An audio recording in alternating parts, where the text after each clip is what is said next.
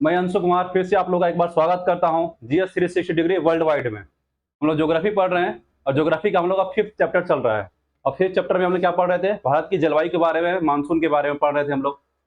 संजोग बस हमारा डेट भी ऐसा चल रहा है जिसमें मैं रिकॉर्डिंग कर रहा हूँ। मानसून का टाइम आ चुका है, कभी मानसून आ सकता है यहाँ पे, ठीक है। तो आइए हम लोग मानसून के बारे में पढ़ते हैं और हम लोग कंटिन्यू करेंगे। एक्चुअली मैं सच्चाई बताऊँ तो मैं वीडियो आज तीसरी बार रिकॉर्ड कर रहा हूँ। पहली बार रिकॉर्ड किया, कुछ समस्या आ गई उसमें, वो हटाया। एक बार और रिकॉर्ड किया मैंने, उसमें साउंड रह गया। तो अभी मैं ये वीडियो आज के डेट में ना तीसरी बार रिकॉर्ड कर रहा हूँ आपके लिए। गर्मी का टाइम है, बहुत ही ज़्यादा गर्मी लग रहा है।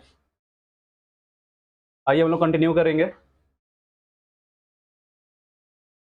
आज आज हम लोग को जो टॉपिक पढ़ना है सबसे पहले वो मानसून का निवर्तन, ठीक है। तो मानसून का निवर्तन हम लोग पढ़ेंगे। मानसून का निवर्तन है क्या? मानसून का निवर्तन कुछ, मानसून जो लौटता है ना, लौटता हुआ मानसून है, उसी को मानसून का निवर्तन कहते हैं, जो कि सितंबर के फर्स्ट वीक से स्टार्ट होता है और अक्टूबर के मिड तक दक्षिण भारत से निकल जाता है, ठीक है। सितंबर के फर्स्ट वीक से स्टार्ट होता है और अक्टूबर के मिड तक आपका दक्षिण भारत से निकल जाता है। सितंबर के फर्स्ट वीक में आपका उत्तर पश्चिमी भारत से स्टार्ट होता है मानसून का लौटना, जिस तो इसी मानसून के लौटने को क्या बोलते हैं? हम मानसून का निवर्तन कहते हैं। और कब तक? तो मिड अक्टूबर तक, माने कि आपका 15 अक्टूबर के आसपास हमारा दक्षिण भारत से निकल जाता है, तमिलनाडु से क्रॉस करके निकल जाता है। जो मानसून लौटता है तो उसे तो लौटता हुआ मानसून क्या है? बंगाल की खाड़ी से, दिखाते हैं आपको मैप में हम।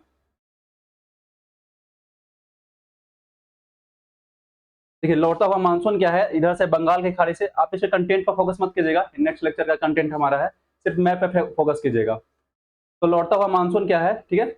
इधर से लौटता हुआ मानसून जो आता है ये आपका, और इस तरह से कोरोमंडल तट पे जाकर टकराएगी और यहाँ पे बारिश करवाती है। कोरोमंडल तट पे, तमिलनाडु के तट पे लौटती हुई मानसून। तो ये हमारा मानसून का निवर्तन है, जो कि आपका मिड भारत से स्टार्ट हो जाता है सितंबर फर्स्ट से, और अक्टूबर मध्य आते आते आपका दक्षिण भारत से पूरा बाहर निकल जाता है। बहुत ही ज़्यादा गर्मी है आज। चलिए कंटिन्यू करते हैं हम लोग। और ये आप लोग पढ़े होंगे कि भारत में शीतकालीन वर्षा कहाँ कहाँ होती है। तो भारत में शीतकालीन वर्षा कहाँ कहाँ होती है? भारत में एक तो शीतकालीन वर्षा आपका होती है कोरमंडल तट पे, तमिलनाडु के तट पे होती है। किसकी वजह से होती है? उत्तर पूर्वी मानसून की वजह से होती है। उत्तर पूर्वी मानसून, इसी को लौटता हुआ मानसून ही बोलते हैं हम लोग। ये मानसून बंगाल की खाड़ी से, जो बंगाल की खाड़ी है ना, यहाँ पे बंगाल की खाड़ी से नमी प्राप्त करती है और तमिलनाडु के तट पर, कोरमंडल तट पर आकर के बारिश कराती है। ये आपका बारिश प्राप्त हो गया शीतकालीन मौसम में। एक और जगह है भारत में जहां शीतकालीन बारिश होती है, ये किसकी वजह से होती है? आपका यहाँ पे पश्चिमी जेट स्ट्रीम जो आती है, ठीक है। तो जो हमारा उष्ण कटिबंधीय जो पश्चिमी जेट स्ट्रीम है, दो भाग में डिवाइड जो होती है, एक तिब्बत के ऊपर के पठार से, तिब्बत का पठार यहाँ पे है, तो तिब्बत का पठार से एक ऊपर से चली जाती है और एक आपका तिब्बत के पठार के नीचे से आती है, हिमालय के नीचे से। हिमालय के नीचे से जो आती है जेट स्ट्रीम, ये अपने साथ पश्चिमी विक्षोभ को लेकर के आती है, भूमध्य सागर से उठा करके, कैस्पियन सागर, काला सागर होते हुए पश्चिमी विक्षोभ को उठाकर लेकर के आती है। और ये पश्चिमी विक्षोभ जो है आपका, ये हमारे जो पहाड़ी इलाका हो गया, जैसे कि ऊपर में आपका यहाँ लद्दाख हो गया, जम्मू कश्मीर हो गया, ये उत्तराखंड ये आपका हिमाचल प्रदेश हो गया, ये उत्तराखंड हो गया। इन पहाड़ी इलाका में क्या करता है कि बर्फबारी कराता है। पश्चिमी विक्षोभ जो है पहाड़ी इलाके में बर्फबारी कराता है शीतकालीन टाइम पे, आपका शीत के टाइम पे, ठंड के टाइम पे। और आपका जो मैदानी इलाका हो गया, पंजाब हरियाणा हो गया, आपका यहाँ पे उत्तराखंड हो गया, यहाँ पे ठीक है, पंजाब हरियाणा के उत्तराखंड का मैदानी भाग, यूपी हो गया हमारा, राजस्थान हो गया, ये यूपी था हमारा, ठीक है। तो इन सब जगहों पे क्या करता है? बारिश कराता है। और ये बारिश जो होता है रबी फसल के लिए इंपॉर्टेंट होता है, और इसे राजस्थान में मावट बोलते हैं। राजस्थान में क्या नाम दिया गया है इसे? मावट, जो पश्चिमी विक्षोभ से बारिश होता है शीतकालीन टाइम पे। बिहार में भी बारिश इसी से होता है, आपका शीतकालीन टाइम पे बारिश जो होता है, ठीक है। चलिए, तो लौटता हुआ मानसून आप लोग को अगर ध्यान में नहीं आ रहा होगा तो आप एक बार गौर कीजिएगा कि अक्टूबर का जब टाइम आता होगा, दशहरा दिवाली के टाइम पर, बहुत बार ऐसा होता होगा कि दशहरा दिवाली आपका गायब हो गया। दशहरा दिवाली खास करके जो इधर बिहार बिहार में, यूपी और इधर रह रहे हैं उनके लिए बोल रहा हूँ मैं। तो आपका क्या होता है कि दशहरा दिवाली गायब हो गया। दशहरा दिवस गायब होने का मतलब क्या हुआ? गायब होने का मतलब ये हुआ कि दशहरा में लगातार बारिश हो रहा है 4 दिन, दशहरा आपका बेकार चला गया। दिवाली के टाइम पे कभी कभी ऐसा होता है लगातार बारिश हो रहा है, दिवाली आपका बेकार चला जाता है। वो टाइम कौन सा होता है? अक्टूबर के मिड टाइम होता है आपका, जो लौटता हुआ मानसून है वो बारिश कराती है, ठीक है। चलिए इसमें और देखते हैं हमें क्या पढ़ना था।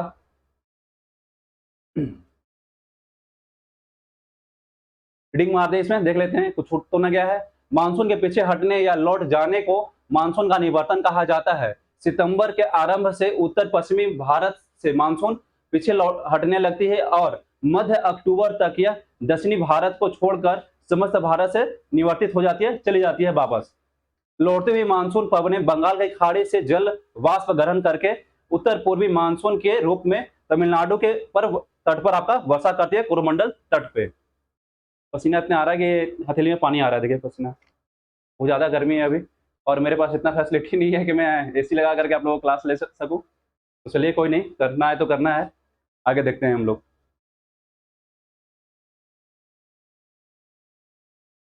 मानसून निवर्तन के समय आकाश स्वच्छ होता है। मानसून जब निवर्तन होता है, लौटते रहता है, तब गौर कीजिएगा अक्टूबर या सितंबर के टाइम पे क्या होता है, आपका आकाश स्वच्छ होता है, मौसम क्लियर होता है, मतलब आकाश में बादल आपका नहीं होता है। तो आकाश में बादल जब नहीं होगा तो सूर्य किरण क्या है, डायरेक्ट आपके पृथ्वी पर आएगी। डायरेक्ट पृथ्वी पर आएगा तो ज्यादा हीट मिलेगा धरती को, और उस समय हमारा धरती क्या होता है, नमी ग्रहण किए हुए होता है। क्यों नमी ग्रहण किए हुए होता है, क्योंकि अभी मानसून का टाइम था और जस्ट अभी बारिश हुआ था, जिसके वजह से क्या है कि धरातल अभी भी नमी ग्रहण किए हुए, नमी ग्रहण किए हुए, इसी वजह से आपका जैसे ही धरती पर लाइट बढ़ता है, वाष्पीकृत होकर ऊपर उठेगा और क्या होगा, ह्यूमिडिटी का मात्रा बढ़ जाएगा, मौसम में उमस बढ़ जाएगा।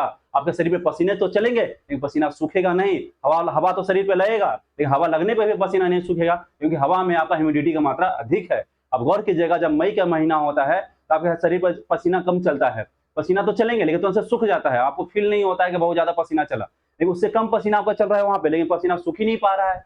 आपका अक्टूबर सितंबर के टाइम पर तो पसीना जब सितंबर के टाइम पे सूख नहीं पाता है तो आपको बहुत उमस जैसा मौसम फील होता है, और जो इसे उष्मा जो प्राप्त होता है आपका उमस वाला, उसी को हम लोग बोलते हैं कार्तिक मास की उष्मा। क्या बोलते हैं इसे, कार्तिक मास की उष्मा। पढ़ लेते हैं इसको, एक बार रीडिंग में डाल देते हैं आपको हम। मानसून निवर्तन के समय आकाश स्वच्छ हो जाता है और तापमान जो है बढ़ने लगता है, जिससे क्या होता है, जमीन जो है अभी भी नमी धारण की हुई रहती है, और जिससे कि मानसून जो है यहाँ पे, जिससे कि मौसम में उमस भर जाता है। ये हम लोग पढ़ लिए। इसे क्या बोलते हैं हम लोग, कार्तिक मास की उष्मा कहते हैं। चलिए उसके बाद देखते हैं हम लोग क्या पढ़ना है इसमें हम लोग को। इसके बाद हमें जो पढ़ना है, देखना है भारतीय मानसून को प्रभावित करने वाले कारक के बारे में। कौन कौन से फैक्टर हैं जो हमारे भारतीय मानसून को, जलवायु को अफेक्ट करते हैं। तो भारतीय जलवायु को प्रभावित करने वाले कारक के देखना है, फैक्टर अफेक्टिंग इंडियन मानसून के बारे में देखना है। तो भारत की जलवायु को नियंत्रित करने वाले प्रमुख कारण कौन कौन से निम्नलिखित है। इनको दो वर्गों में डिवाइड किए हैं हम। भारतीय जलवायु को प्रभावित करने वाले कारकों को दो वर्गों में डिवाइड किए हैं। एक तो हो गया स्थिति तथा उचावच के हिसाब से, एक है हमारा वायुदाब के हिसाब से। चलिए एक एक करके डील करेंगे। अब हम स्थिति एवं उचावत के हिसाब से देखते हैं। तो क्या देख रहे हैं, अक्षांश एवं देशांतरीय विस्तार। अब अक्षांशीय देशांतरीय विस्तार कैसे जलवायु को इफेक्ट करता है, तो आइए उसको हम लोग समझते हैं।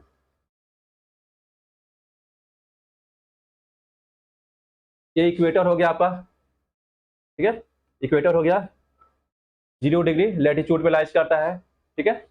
और ये हमारा क्या हो गया, 0 डिग्री लॉन्गिट्यूड पे हमारा देशांतर रेखा पे क्या हो गया हमारा, ये आपका प्रधान मध्याह्न रेखा हो गया, सॉरी प्रधान मध्य, ये प्रधान जहां से हमारा ग्रीनविच से गुजरती है रेखा, क्या बोलते हैं, प्राइम मेरिडियन लाइन बोलते हैं, जिससे हमारा समय मेजर किया जाता है। 0 डिग्री देशांतर हो गया।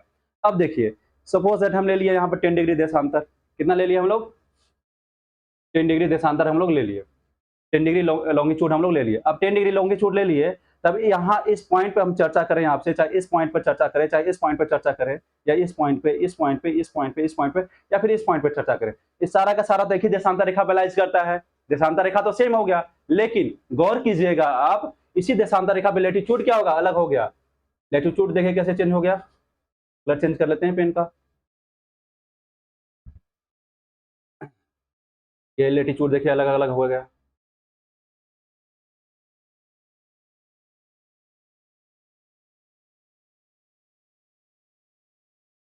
क्या हो गया हमारा, ये लैटिट्यूड अलग अलग हो गया। देशांतर रेखा तो एक ही है, लेकिन इसी सारे पॉइंट अलग अलग लैटिट्यूड पे लाइज करते हैं। जो पॉइंट हमारे विषुवत रेखा के पास में लाइज करता होगा, जो पॉइंट हमारा इक्वेटर के पास में लाइज करता होगा, जो स्थान, जैसे 10 डिग्री आओ दक्षिणी गोलार्ध या 10 डिग्री हमारे उत्तरी गोलार्ध में आ जाइए, तो यहाँ पे क्या है कि गर्मी बहुत ज्यादा पड़ती है। गर्मी बहुत ज्यादा पड़ती है इन द सेंस ये हुआ कि यहाँ पे सूर्य किरण क्या है, यहाँ पे यहाँ से यहाँ पे ये जो एरिया हो गया, यहाँ पे क्या है, सूर्य किरण क्या है, यहाँ पे लंबवत पड़ती है। कैसे पड़ती है, लंबवत, इस तरह से सूर्य किरण यहाँ पे पड़ती है, परपेंडिकुलर। सूर्य किरण क्या है, ज्यादा तीखा पड़ता है। सूर्य किरण यहाँ पे तीखा पड़ता है तो क्या होगा, यहाँ पे धरातल जल्दी से गर्म होगा, धरातल जल्दी से गर्म होगा, इसके पास के जो हमारे वाष्प पानी होंगे वही वाष्प में जल्दी कन्वर्ट हो गए, साथ साथ में इसके पास में जो वायु होगा धरातल के पास में निकट में जो होगा वो भी गर्म होगा, और गर्म होगा क्या होगा, वो ऊपर की ओर उठेगा। अरे ऊपर की ओर डायरेक्ट उठता है, ठीक है, ऐसे उठता है सीधा परपेंडिकुलर, और ऊपर की ओर उठेगा, और जैसे जैसे हाइट बढ़ते जाएगा तो क्या होगा, टेम्परेचर फॉल करेगा, टेम्परेचर डाउन करेगा, और एक समय ऐसे हाइट पे आ जाएगा जहां पे आपका टेम्परेचर जो है इतना फॉल कर चुका होगा कि वाष्प जो है किसमें कन्वर्ट हो जाएगा, जल में कन्वर्ट हो जाएगा, जल के बूंद में कन्वर्ट हो जाएगा, जिससे आपका क्या होगा, बारिश स्टार्ट हो जाएगा। जो बारिश हमें इस तरह से प्राप्त होता है इसे क्या बोलते हैं, संवहनीय वर्षा बोलते हैं। असंवहनीय वर्षा किसका नेचर है, विषुवत रेखा का नेचर है, विषुवत रेखा के पास के जो जगह है उसका नेचर है, संवहनीय वर्षा वहां होती है, ठीक है। चलिए फिर से एक बार आपको क्लियर समझा देते हैं। आपको सूर्य किरण क्या हुआ, यहाँ पे परपेंडिकुलर पड़ा, जैसे कि यहाँ पे क्या है कि यहाँ का जो भी आपका धरातल के पास में वायु वगैरह था वो गर्म होकर ऊपर की ओर उठा, दोपहर के टाइम आ गया, गर्मी खूब पड़ा, ऊपर उठा, जैसे 3-4 बजे के आसपास क्या होता है, इतना हाइट तक वो चला जाता है तो वहां पे संघनित होने लगता है, संघनित होकर बारिश के बूंद के रूप में, बारिश के रूप में कन्वर्ट होता है, और 3-4 बजे के आसपास 5 बजते बजते कुछ झमाझम बारिश होता है, और उसके बाद फिर से मौसम साफ हो जाता है। ये प्रतिदिन का घटना होता है विषुवत रेखा के पास में। तो आप देखें कि एक ही अक्षांश देशांतर रेखा पर यहाँ पे का जो क्षेत्र हो गया, यहाँ पे रोज बारिश हो रहा है, यहीं पे पोल पे आ जाइए तो बारिश ही नहीं होता है पोल पे यहाँ पे, ठीक है। देखिए देशांतर रेखा पे अक्षांश के हिसाब से बारिश आपका वेरी करते रहता है, जैसे जैसे आप विषुवत रेखा से 90 डिग्री की ओर जाइएगा वर्षा की मात्रा आपका कम होती चली जाएगी, ठीक है। इसलिए यहाँ पे विषुवत रेखा के पास में क्या है, उष्णकटिबंधीय होगा, सदाबहार वनस्पति वगैरह पाई जाती है, ठीक है। चलिए उसके बारे में बाद में चर्चा करेंगे हम लोग। तो हमने ये देखा एक अक्षांश और देशांतर के हिसाब से जो हमारा पॉइंट है वो क्लियर हो गया है। अब जो पॉइंट देखना है हमें ये देखना है हिमालय पर्वत जो है कैसे इफेक्ट करता है। चलिए हिमालय पर्वत कैसे इफेक्ट करता है तो पहले हम मैप पे आ जाते हैं, इंडियन मैप पे आते हैं, वहां पे चर्चा करेंगे। आपको ये दिख रहा होगा, जूम कर देते हैं आपके लिए हम ये।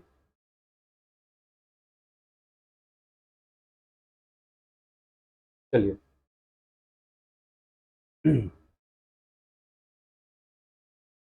ये देखिए हिमालय है, बना देते हैं इस तरह से आपका, ये बृहद हिमालय हो गया, बृहद हिमालय के नीचे में क्या हो गया हमारे, ये मध्य हिमालय हो गया, उसके नीचे में क्या हो गया, शिवालिक हो गया। अभी हमें मध्य शिवालिक की सबसे काम नहीं है, बस समझना है।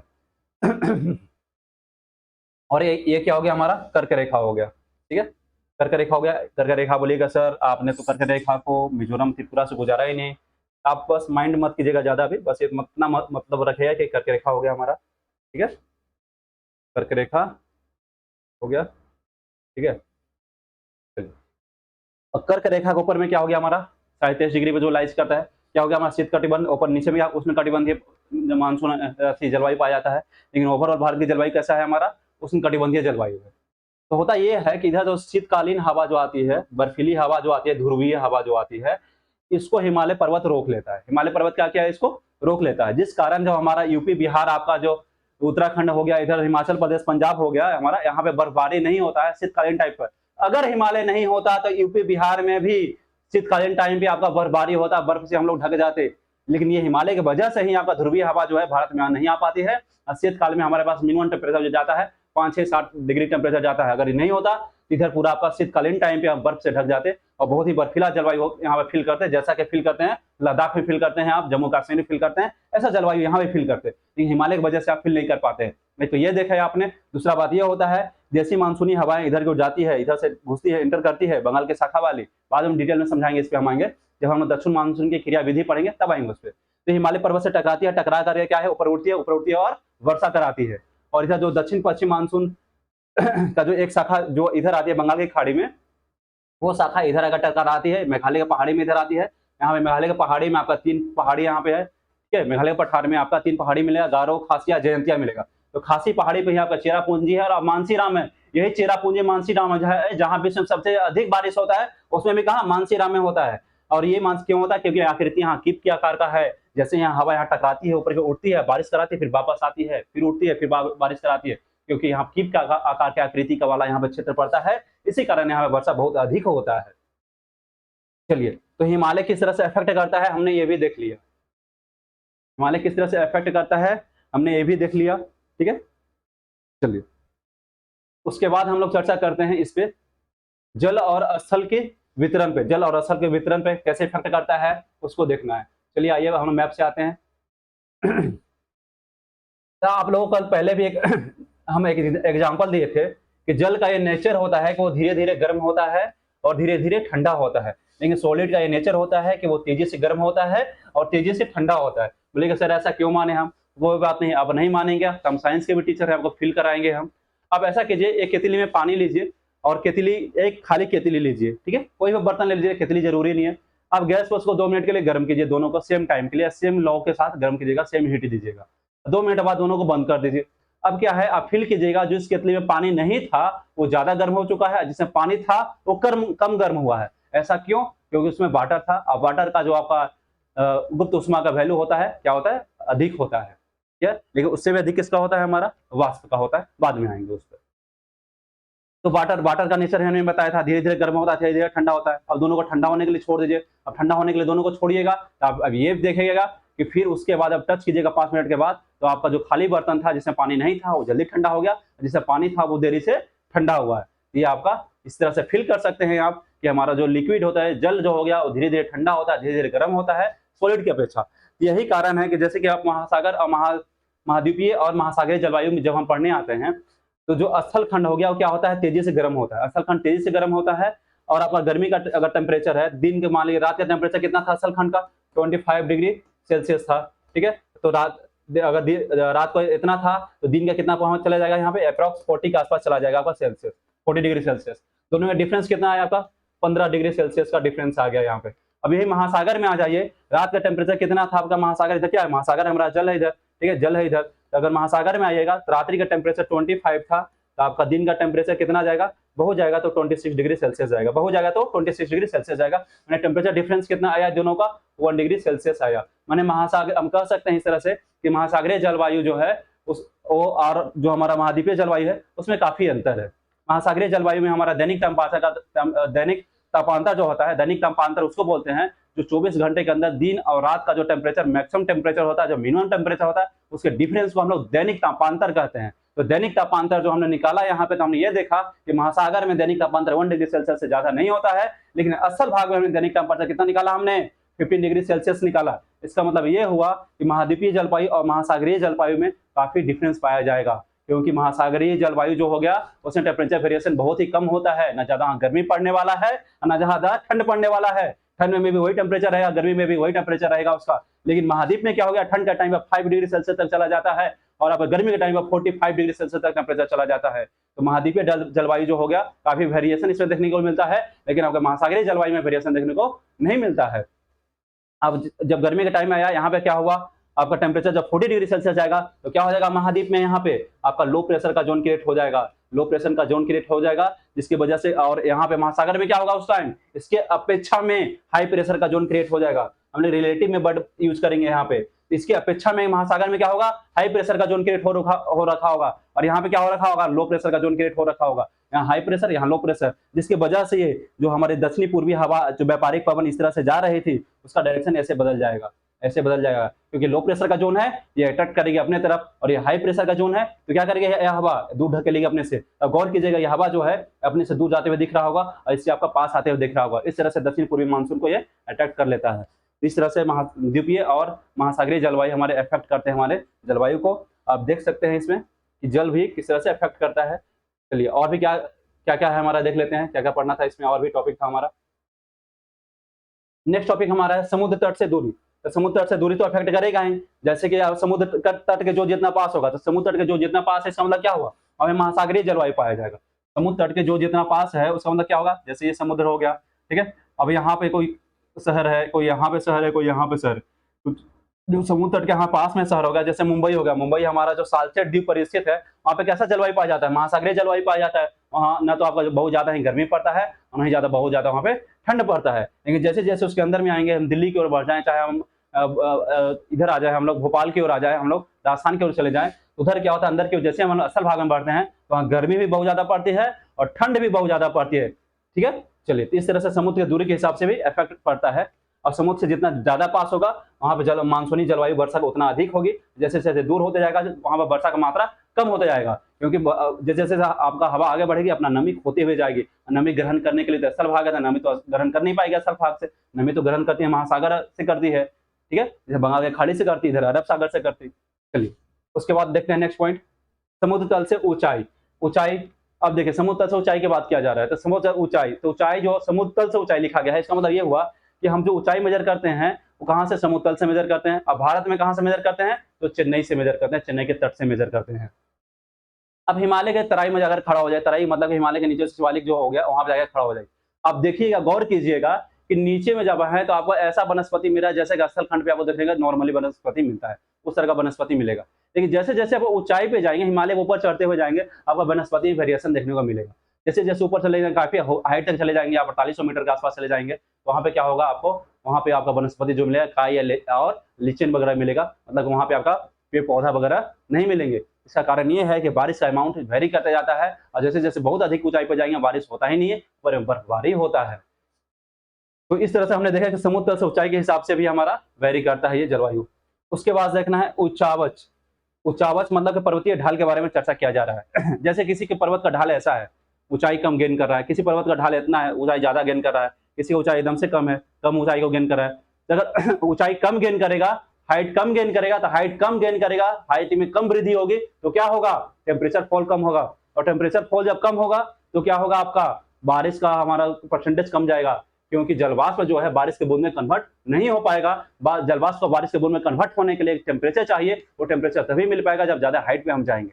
इस तरह से हम देख सकते हैं कि उच्चावच पर्वतीय ढाल जो हो गया, ये भी इफेक्ट करता है हमारी वर्षा के मात्रा को। जैसे कि पश्चिमी घाट के बारे में अगर चर्चा करें हम, ये अगर हमारा पश्चिमी घाट हो गया, तो देखते हैं कि जब इधर से दक्षिण पश्चिमी मानसून आती है, इधर चढ़ती है तो खूब बारिश कराती है। इधर इस ढाल से, इसको क्या बोलते हैं, पवन सम्मुख ढाल, इसको क्या बोलते हैं, पवन विमुख ढाल। मतलब ये ढाल अगर ले लिया तो ये ढाल कौन सा है हमारा, पवन सम्मुख ढाल है। इधर चढ़ेगी तो बारिश कराएगी, इधर से जब उतर ये दूसरे साइड से जाओ ढाल ढाल दिखाई दे रहा है, ये पवन सम्मुख हो गया। ये वाला दूसरे साइड वाला ढाल क्या हो गया हमारा, पवन विमुख ढाल हो गया। जब इधर से उतरेगी क्या होगा, बारिश नहीं कराएगी, क्योंकि जब उतरेगी हवा नीचे की ओर ढाल के सहारे, तो क्या होगा, नीचे नीचे जैसे जैसे आएगी तो टेम्परेचर बढ़ने लगेगा। और जैसे जैसे इधर ऊपर जा रहे थे टेम्परेचर आपका इंक्रीज कर रहा था, लेकिन जैसे जैसे नीचे आएगा क्या होगा, टेम्परेचर आपका बढ़ने लगेगा। टेम्परेचर बढ़ने लगेगा तो जलवाष्प जब बारिश के बूंद में कन्वर्ट नहीं हो पाएगा, और कन्वर्ट नहीं हो पाएगा तो बारिश की मात्रा कम हो जाएगी, बारिश नहीं होगी। इसीलिए पश्चिमी घाट के जो इधर हमारा जो है क्षेत्र जो पड़ता है, वृक्ष छाया प्रदेश में पड़ता है, क्योंकि यहाँ पर बारिश नहीं हो पाता है। चलिए उच्चावच के हिसाब से देख लिए हम। उसके बाद देखना है वायु दाब, पवन एवं संबंधी कारक के बारे में हमें देखना है। चलिए आइए इसके बारे में चर्चा कर लेते हैं थोड़ा सा।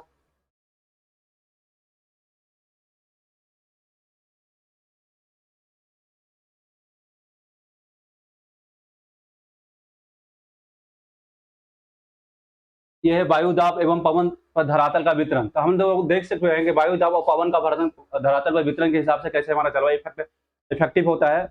अब जो विश्व दरिया के पास में है वहाँ पे उष्णकटिबंधीय मौसम जलवायु पाया जाता है, वहाँ पे गर्म हवा चल रहा है। वही चले जाएंगे ध्रुव के पास में तो वहाँ पे ठंडी हवा चल रही है, ठंडी जलधारा चल रही है, वहाँ पे बह रही है। और जेट प्रवाह किस तरह से मानसून इफेक्ट करता है हम पहले भी देख चुके हैं, लेकिन एक बार फिर से आ गया था, आपको हम चर्चा यहाँ पे कर देते हैं कि जेट प्रवाह जो हमारा मानसून को कैसे इफेक्ट करता है। चलिए आइए हम चर्चा करते हैं इसका। जेट प्रवाह, सबसे पहले हम उष्णकटिबंधीय पश्चिमी जेट स्ट्रीम के बारे में बात करेंगे। उष्णकटिबंधीय पश्चिमी जेट स्ट्रीम के बारे में बात करेंगे, ठीक है। चलिए, तो ये उष्णकटिबंधीय पश्चिमी जेट स्ट्रीम जो है इधर से जब आती है, ठीक है, तो ये दो भागों में बढ़ जाती है। एक तो यहाँ पे तिब्बत का पठार है, तो तिब्बत को पठार के ऊपर से निकल जाती है, और एक शाखा जो है तिब्बत के पठार के नीचे से आती है, जो हिमालय के नीचे से आकर बहती है। और ये पश्चिमी उष्णकटिबंधीय क्या है हमारा, पश्चिमी जेट स्ट्रीम है। यही उष्णकटिबंधीय पश्चिमी जेट स्ट्रीम जो है पश्चिमी विक्षोभ को लेकर के आती है। और पश्चिमी विक्षोभ कहाँ से आती है, भूमध्य सागर से उठ करके आती है, काला सागर, कैस्पियन सागर होते हुए आती है, नमी ग्रहण करते हुए आती है। और आपका भारत में जब प्रवेश करती है तो आपका जो पहाड़ी इलाका हो गया वहां पे बर्फबारी कराएगा, और जो मैदानी इलाका हो गया वहां बारिश कराती है। कब, शीतकालीन टाइम पे, ठंड के मौसम पे। ये तो आपने देखा कि किस तरह से पश्चिमी जेट स्ट्रीम आपका बारिश कराया, इफेक्ट डाला मौसम को। अब ये देखना है कि पूर्वी जेट स्ट्रीम कैसे इफेक्ट डालता है। चलिए पूर्वी जेट स्ट्रीम को देख लेते हैं आपका थोड़ा सा जल्दी में, क्योंकि हम लोग ये देख चुके हैं। जैसे ही हमारा गर्मी का टाइम जब आता है, जब 21 जून का टाइम आता है, तो कर्क रेखा पे हमारा सूर्य किरण परपेंडिकुलर पड़ता है, तो क्या होता है, आईटीसी जेट शिफ्ट कर चुका होता है यहाँ पे। जब आईटीसी जेट यहाँ पे आ चुका होगा तो क्या होगा, धरातल तेजी से गर्म हुआ होगा। धरातल गर्म हुआ होगा तो धरातल क्यों गर्म हुआ होगा, क्योंकि यहाँ पे सूर्य किरण परपेंडिकुलर पड़ रही थी, तो धरातल गर्म हुआ। धरातल गर्म होकर हवा गर्म हुई, हवा गर्म होने के बाद ऊपर उठी, और यहाँ पे क्या होता है, लो प्रेशर का जोन क्रिएट हो जाता है। और लो प्रेशर का जोन क्रिएट होता है, जिसके वजह से आपका जो ये पश्चिमी जेट स्ट्रीम का एक शाखा जो नीचे से फ्लो कर रहा था हिमालय के नीचे से, अब ये हिमालय के ऊपर से बहने लगेगी, और ये भी शाखा अब हिमालय के ऊपर से बहने लग जाएगी। ये भी शाखा कहाँ चलेगा, पश्चिमी जेट स्ट्रीम का, हिमालय के ऊपर से बहने लग जाएगी। इसके वजह से एक पूर्वी जेट स्ट्रीम का विकास होता है। इसकी वजह से क्या हुआ, एक पूर्वी जेट स्ट्रीम का विकास होता है। यही पूर्वी जेट स्ट्रीम क्या करेगा, मेडागास्कर के पास में, नीचे इधर जब आइएगा तो मेडागास्कर के पास में आपका हाई प्रेशर का जोन क्रिएट करेगी। क्या करेगा, यहाँ पे हाई प्रेशर का जोन क्रिएट करेगा, कहाँ, मेडागास्कर द्वीप के पास में।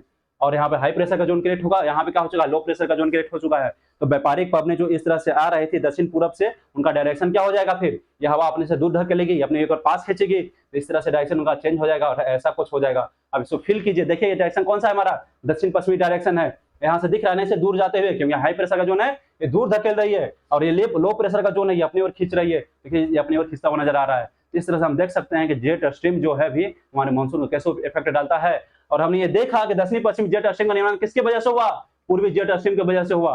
मतलब हमारा एग्जाम में क्वेश्चन ये आया कि हमारा दक्षिणी पश्चिमी मानसून का निर्माण किस जेट स्ट्रीम की वजह से होता है, तो पूर्वी जेट स्ट्रीम की वजह से होता है, पश्चिमी जेट स्ट्रीम नहीं आंसर करना है आपको। चलिए उसके बाद देखते हैं कुछ और पॉइंट है,